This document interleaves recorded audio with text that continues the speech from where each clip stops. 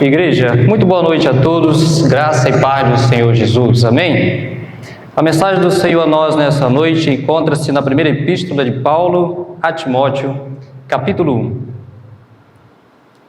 Por gentileza, abra sua Bíblia.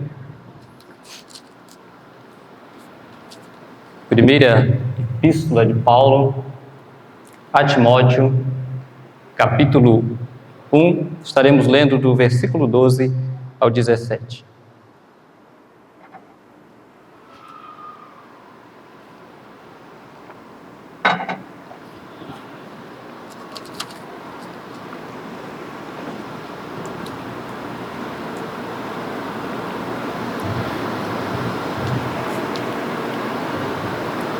Todos encontraram? Diz assim a palavra do Senhor. Eu leio, os irmãos acompanhem em suas Bíblias. Sou grato para com aquele que me fortaleceu, Cristo Jesus, nosso Senhor, que me considerou fiel, designando-me para o ministério. A mim, que no outro tempo era blasfemo e perseguidor e insolente, mas obtive misericórdia, pois o fiz na ignorância, na incredulidade. Transbordou, porém, a graça de nosso Senhor, com a fé e o amor que há em Cristo Jesus. Fiel é a palavra e digna de toda aceitação, que Cristo Jesus veio ao mundo para salvar os pecadores, dos quais eu sou o principal.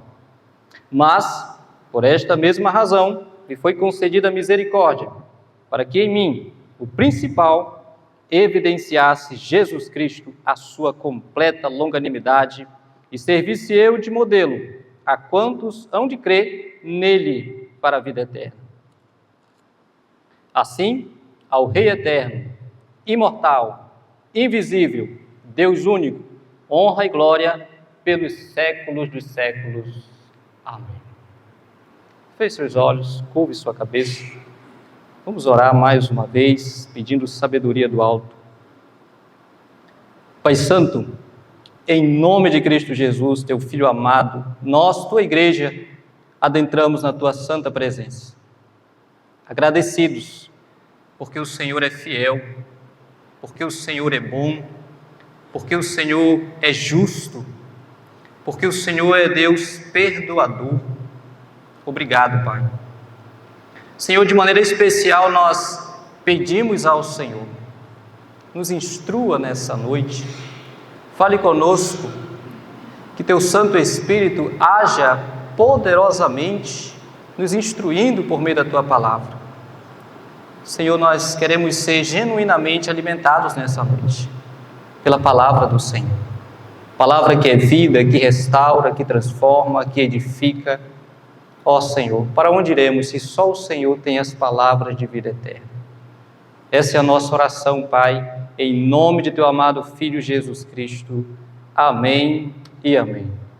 Irmãos, como temos vislumbrado a nossa vida? Ou como nós temos feito uma análise do nosso dia a dia? Ou como que o seu passado tem influenciado na sua vida presente? Qual o papel do passado na sua vida? Há muitas pessoas que elas estão na igreja, pessoas batizadas, comungam, mas são pessoas presas a certos pecados que caíram no passado. São pessoas que não têm a paz da graça de Deus no seu coração. Como que tem sido a sua vida? Como que você faz uma análise, ou melhor dizendo, quais as lentes que você usa para analisar o seu histórico de vida? Eu quero meditar nessa noite, como tema da nossa mensagem, um olhar à vida na perspectiva da graça. Um olhar à vida na perspectiva da graça. Baseado nesse texto que nós acabamos de ler, nós iremos observar o que a palavra do Senhor assim nos ensina, aprender com o apóstolo Paulo, como que ele olhou a sua vida, como que ele analisou e fez um balanceamento do seu histórico. O texto que nós acabamos de ler encontra-se, como vocês podem observar, na primeira epístola de Paulo ao jovem pastor Timóteo. Essa carta, ela foi escrita por volta aproximadamente de 62 a 64 depois de Cristo. Quando Paulo escreveu essa epístola, ele estava na cidade de Macedônia. E ele roga ao jovem Timóteo, você pode acompanhar no versículo 3 do capítulo 1, que ele permanecesse na igreja de Éfeso, porque nesta igreja estava tendo sérios problemas de irmãos que estavam se desviando do genuíno evangelho e aceitando um falso evangelho. Irmãos que estavam aceitando as ideias dos judaizantes, aqueles que pregavam a lei de Moisés. E Paulo então ordena, dizendo para Timóteo, permanece nessa igreja e admoesta certas pessoas a fim de que não ensinem outra doutrina, a fim de que não ensinem outros ensinamentos que venham contrário à genuína fé. Então, meus irmãos, nós vamos ver alguns efeitos desse ensinamento de Paulo ao jovem Timóteo, porque ele era um jovem ministro, e Paulo, a partir do versículo 12, ele vai dar um exemplo de si próprio, dizendo como que a graça foi abundante na vida dele. Porque eu já ouvi muitas vezes, quando alguém faz aquela pergunta, quem você quer encontrar quando chegar lá no céu, além de Jesus Cristo? Em primeiro lugar, né? Aí muitos dizem, eu quero encontrar Paulo, porque Paulo foi alguém fantástico. Mas é interessante como que Paulo, ele mesmo, faz uma análise da sua própria vida, e nós percebemos que Paulo foi o que foi, simplesmente por causa da graça de Deus. A graça de Deus na vida dele. Vamos ver o primeiro ponto um primeiro efeito de alguém que olha a sua vida a partir da perspectiva da graça. Primeiramente, essa pessoa tem uma vida cheia de gratidão. Olha o que diz o versículo 12. Sou grato para com aquele que me fortaleceu, Cristo Jesus, nosso Senhor, que me considerou fiel, designando-me para o ministério. Gratidão. Gratidão. Essa palavra é tão bonita, né? E é uma palavra que nós temos diversos motivos para tê-la no nosso coração. Porque só o fato de nós estarmos aqui em comunhão com os santos, só o fato de nós estarmos aqui respirando, é motivo de darmos graças a Deus. Como nós vimos pela manhã, nós não merecemos. Nós não merecemos. Mas o Senhor é bom. Veja como Paulo, ele diz ao jovem Timóteo, sou grato para com aquele. Quem é aquele? Cristo Jesus. Cristo Jesus, Ele me considerou fiel. Ele me designou o ministério. Aqui nós temos uma lição importante para a nossa vida. Ninguém serve ao Senhor Jesus Cristo se o próprio Senhor Jesus Cristo assim não agir na vida do pecador. Veja, em nenhum momento Paulo, ele bate no peito e diz, eu sou o cara.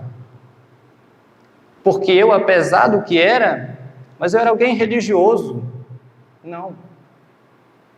Ele diz, eu sou grato para com aquele que me fortaleceu.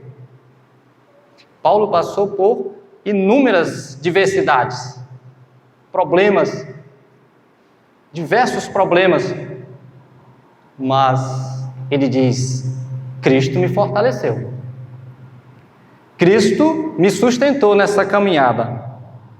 Cristo estava comigo o tempo todo. Esse é o primeiro ponto.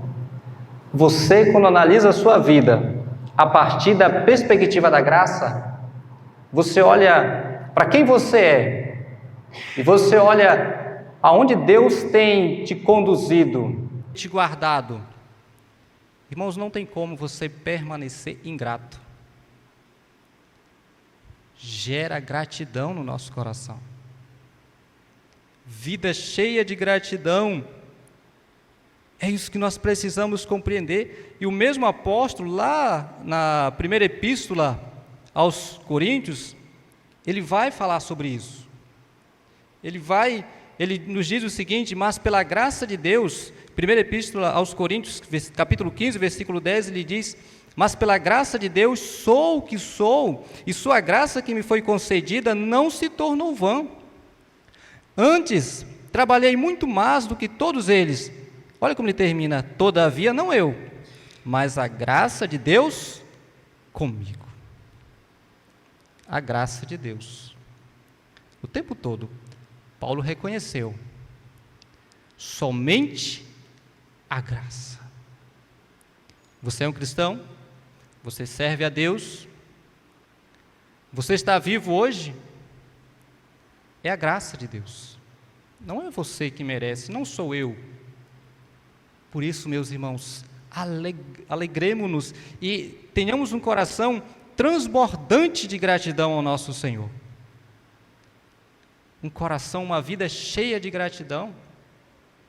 Tem N motivos, muitos.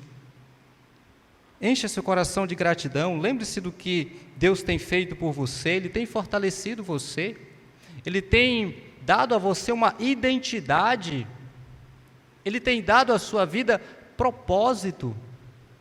Alegre-se, seja grato.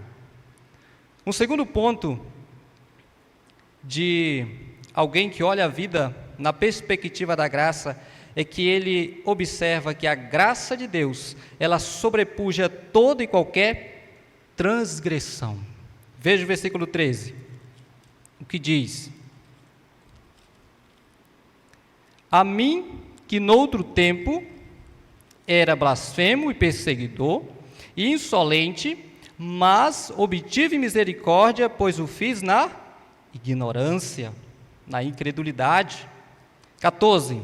Transbordou, porém, a graça de nosso Senhor com a fé e o amor que há em Cristo Jesus. Olha só, quem era Paulo? Ele olha para o seu passado e ele diz: noutro tempo eu era blasfemo, noutro tempo eu era perseguidor, eu era insolente. Eu era insolente. Alguém que, como está narrado lá no livro de Atos, era alguém que arrasava com a igreja, perseguia os cristãos, lançava-os na prisão, tinha ódio daqueles que pregavam a Cristo Jesus. Agora ele diz: mas obtive misericórdia.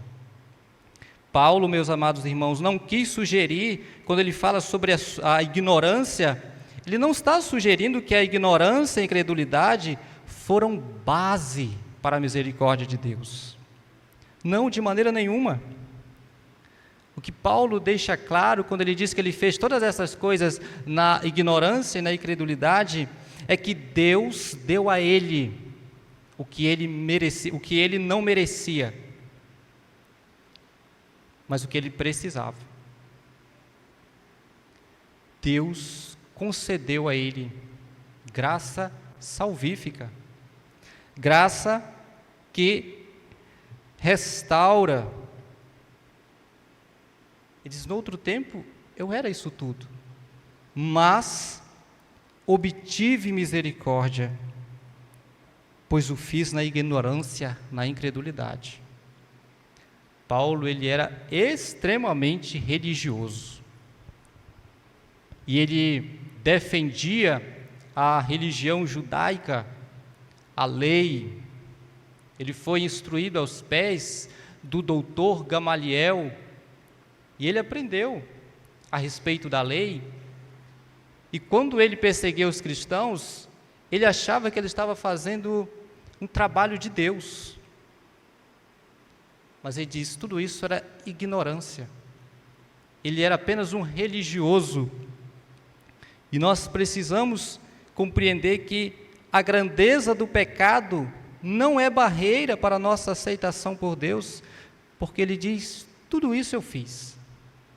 Tudo isso eu era. A grandeza do nosso pecado não é barreira para a aceitação de Deus, nem sermos empregados por Ele se houver verdadeiro arrependimento, porque o Senhor fez uma obra no coração de Paulo. O Senhor restaurou a vida desse homem.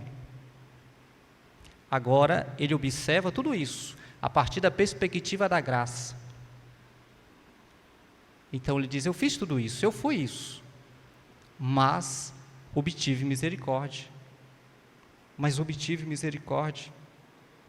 Meus irmãos, lá em Romanos, capítulo 5, versículo 20, a palavra do Senhor nos diz, o mesmo Paulo escrevendo aos Romanos, ele diz, sobreveio a lei para que avultasse a ofensa, mas onde abundou o pecado, superabundou a graça. Superabundou a graça. Paulo tinha uma vida, podemos dizer, complicada. Ele era alguém que lançava na prisão, tinha ódio dos cristãos.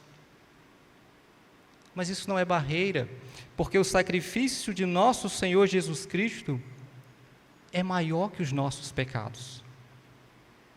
Ele diz, tudo isso que eu fiz foi na ignorância, transbordou, porém, a graça de nosso Senhor com a fé e o amor que é em Cristo Jesus. Então, como que você tem analisado a sua vida e como que as suas falhas do passado, como que você relaciona isso com o sacrifício de Cristo Jesus? Porque há muitos cristãos no nosso meio que o seu passado parece que é maior do que o sacrifício de Cristo Jesus. Que aquilo que cometeram parece que não tem solução. Olhe para a palavra do Senhor, veja o que o Senhor nos ensina nessa noite.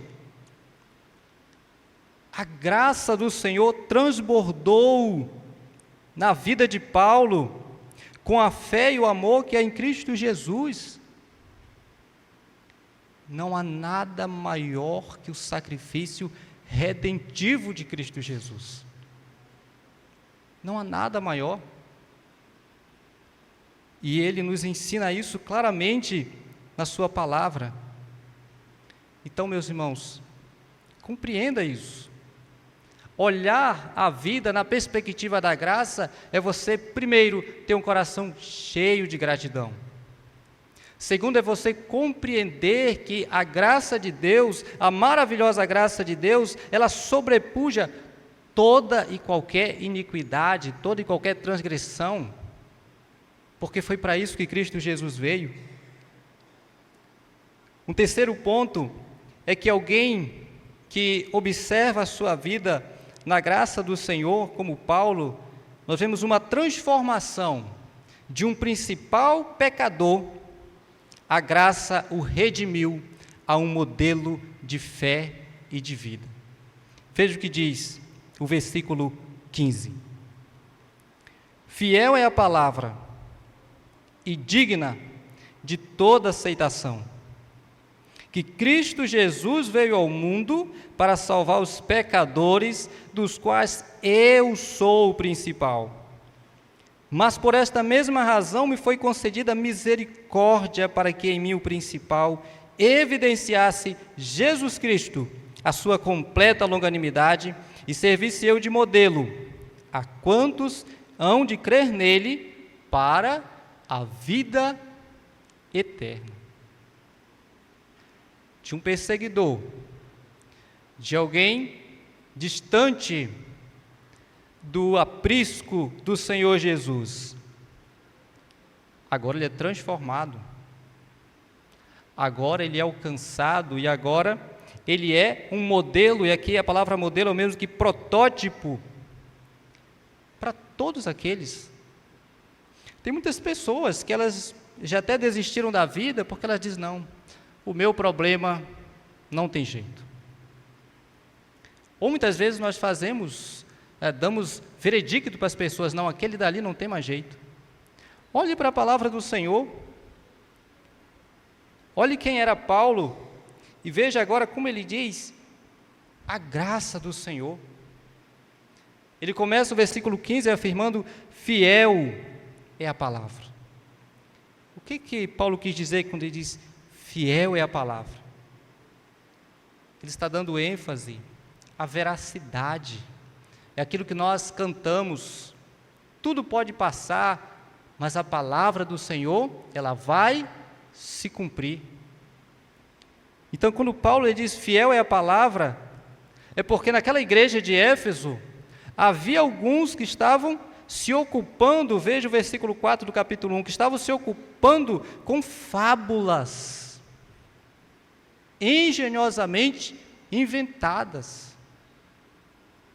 Mas ele está dizendo, essa palavra que eu estou escrevendo a você, Timóteo, ela é fiel. Ela não é fábulas, não é contos, ela é fiel. E aqui nós vemos nesse versículo 15, que à medida que Paulo crescia em Cristo, à medida que o Espírito Santo ia confirmando a pureza de seu Salvador a ele também se tornava cada vez mais consciente da sua própria pecaminosidade. Porque assim, meus irmãos, quanto mais nós nos aproximamos de Cristo Jesus, quanto mais nós caminhamos na graça, na palavra de Deus, do Evangelho, mais nós enxergamos quem realmente nós somos. Porque quanto mais nós nos aproximamos da luz, mais a nossa sujeira é exposta. E Paulo aqui, quanto mais ele teve entendimento do amor redentivo em Cristo Jesus, da graça salvadora, mas a sua consciência ficou clara, e ele diz, eu não mereço. Assim somos nós não merecemos, nós não merecemos.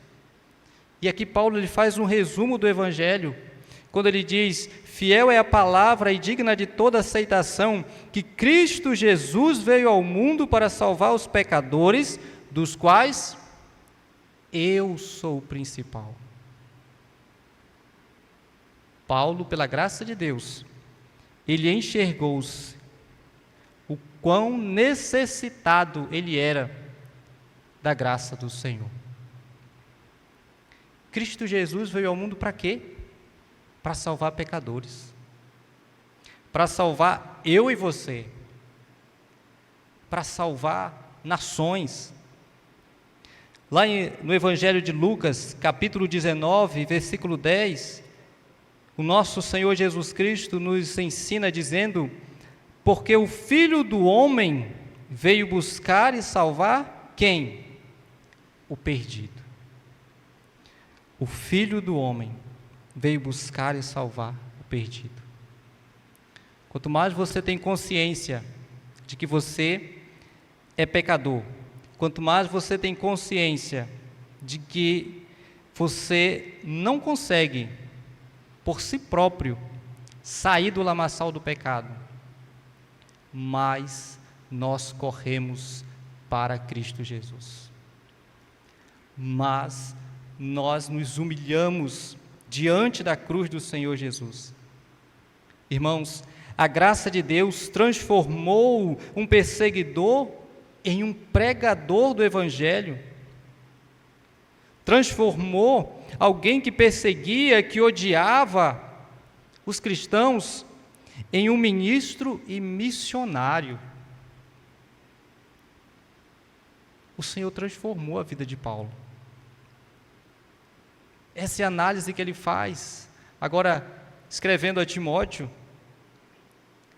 ele diz: mas por esta mesma razão me foi concedida a misericórdia. Por quê? Porque Cristo Jesus veio ao mundo para salvar pecadores. Essa é a mensagem que traz ao nosso coração alento, que traz paz ao nosso coração. Porque todos nós sabemos que nós somos pecadores. Nós sabemos. E muitas vezes nós somos acusados pela nossa consciência dos nossos pecados. Satanás nos acusa dos nossos pecados. Quando ele nos acusar, quando o mundo nos acusar, quando a nossa consciência nos acusar de que somos pecadores, lembre dessa palavra: Cristo Jesus veio ao mundo para salvar pecadores. Cristo Jesus veio ao mundo para buscar e salvar os perdidos. É por você, é por mim, que Cristo Jesus morreu naquela cruz. E Ele quer transformar a nossa vida. Não importa como você viveu até hoje, mas como que você age diante da palavra do Senhor para a sua vida. O Senhor quer transformar-nos. O Senhor quer, assim como fez com Paulo, nos fazer exemplo de vida, de fé. Qual é o legado que hoje você tem deixado? Quando as pessoas pensam em você, falam no seu nome, o que elas imaginam? Será que elas dizem verdadeiramente, aquele é um cristão? Verdadeiramente, aquele é um homem de fé, é uma mulher de fé. Paulo foi transformado para ser modelo, um protótipo a quantos hão de crer nele para a vida eterna. Nós olhamos para a vida desse homem e nós vemos que a graça de Deus é extraordinária, é maravilhosa. Como que nós temos, como que essa graça, melhor dizendo, tem impactado a nossa vida, meus irmãos? Como que nós temos sido transformados, como que o nosso dia a dia tem sido transformado por essa mensagem? A graça do Senhor transformou Paulo. Paulo tornou-se um modelo para todos os pecadores perdidos, pois ele era o principal dos pecadores. Ele é a prova de que a graça de Deus pode transformar qualquer situação, qualquer pecado. Qualquer. Lembre-se disso.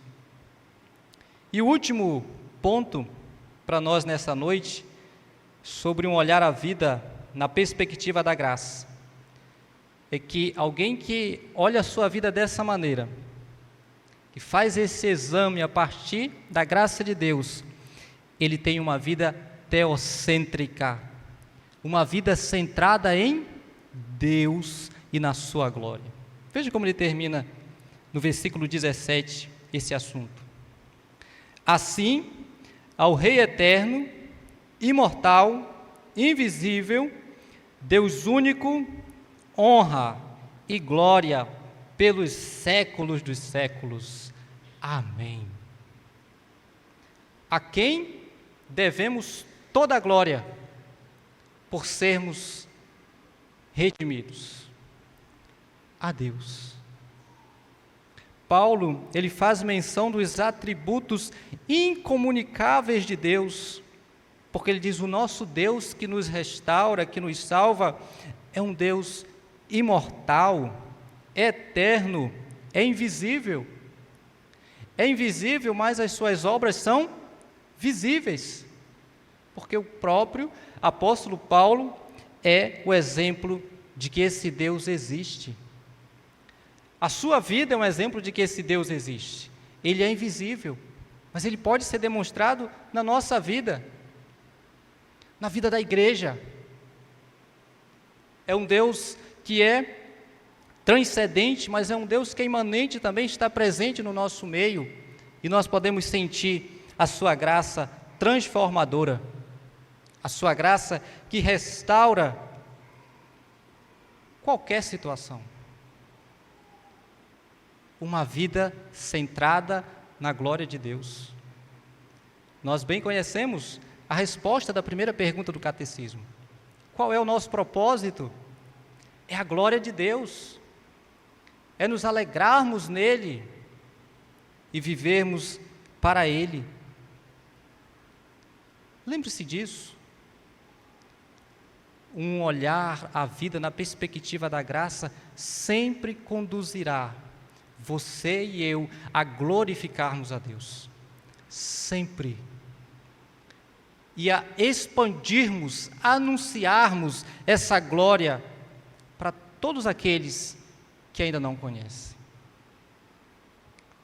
Meus irmãos, o nosso Deus é um Deus singular na sua glória, na sua majestade. Não tem outro semelhante. O pregador norte-americano John Piper, ele tem uma frase que é corretíssima, e ele diz: Deus é mais glorificado em nós quando estamos mais satisfeitos nele. Você é satisfeito na graça de Deus? Você é satisfeito em Deus, na obra redentora dele na sua vida? Então, meus irmãos, assim Deus é glorificado por meio da nossa vida. Não tem como nós expandirmos, não tem como nós vivermos a glória de Deus se nós somos ingratos, se não há gratidão no nosso coração, se nós não compreendermos que a graça é maior que todo e qualquer pecado, se nós não compreendermos que Ele transforma perseguidor em proclamador, em alguém que odiava, em alguém que é apaixonado por Cristo Jesus e a sua obra. O fim da sua vida é a glória de Deus. Você tem feito uma análise da sua vida, no final você consegue dizer glória a Deus. A Ele seja toda a honra, todo o louvor, pelos séculos dos séculos, ou seja, algo que é infinito, não tem fim, eterno. Uma vida analisada, prescrutada, a partir das lentes da graça, sempre nos conduzirá a uma vida centrada em Deus. Em Deus. Não é em você mesmo, não é nos outros, não é na política, não é na educação, não é na finança, é em Deus, porque Ele sim transforma o nosso coração. Caminhando para aplicações para a nossa vida, lembre-se, meu amado irmão, Deus não leva em conta o nosso passado, quando eu e você estamos em Cristo Jesus. Não importa como até o dia de hoje você tem conduzido a sua vida, os pecados que você tem caído, que você tem cometido, você crê em Cristo Jesus? Você consegue compreender essa graça de Cristo Jesus? Não importa. Não importa o que o inimigo fala, o que os outros falam. É você e a graça redentora de Cristo Jesus. Ainda, meus amados irmãos, um olhar na perspectiva da graça nos faz compreender que o nosso passado tem a sua importância. Não podemos negá-la. Contudo, o nosso passado não nos define e não resume a totalidade de nossa vida. Por isso, viva como se os erros do passado, não viva como se os erros do passado fossem mais poderosos que a graça redentiva de Cristo Jesus. Você errou? Você reconheceu? A graça é abundante. Melhor dizendo, a graça é superabundante sobre o seu pecado. E ainda, nós precisamos entender que Cristo Jesus veio ao mundo e as profecias referentes à sua vinda já estão todas cumpridas. E ele veio para quê? Para salvar pecadores. Ele veio para salvar aqueles que não podiam ajudar a si mesmos, você e eu. Foi para isso que Cristo veio. Porque você e eu, por mais que tentássemos obedecer à lei, sermos fanáticos, jamais conseguiríamos. Mas Cristo, nesta noite, nos estende a mão e nos ensina: eu vim para salvar vocês. Também, meus irmãos, devemos lembrar que o tratamento gracioso que Deus nos dispensa deveria nos encher de admiração acerca dos seus atributos gloriosos. Todos os dias Deus tem manifestado a sua bondade para conosco. Assim, nós devemos render-lhes a Ele a nossa devoção, a nossa gratidão, os mais altos louvores. E eu quero terminar lendo Filipenses, capítulo 3, versículo 13 ao 14, onde o mesmo apóstolo Paulo, ele nos diz: irmãos, quanto a mim, não julgo havê-lo alcançado, mas uma coisa faço, esquecendo-me das coisas que para trás ficam e avançando para as coisas que diante de mim estão, prossigo para o alvo, para o prêmio da soberana vocação de Deus em Cristo Jesus. Uma coisa faço, esqueço-me do passado, esquecendo-me do passado, eu prossigo para o alvo. Tem muitos cristãos que estão presos no passado, porque precisam compreender que a graça do Senhor já apagou o passado. Não importa como foi, prossiga para o alvo. Caminhe nesta graça, descanse nessa graça. Amada igreja, louvado seja o nosso Deus por sua bendita palavra. Que Ele assim nos faça viver essa verdade. Vamos nos colocar de pé, vamos orar ao Senhor.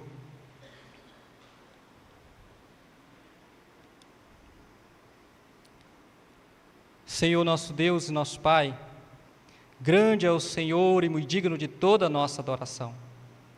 Pai, abençoa teu povo, Senhor, nessa noite.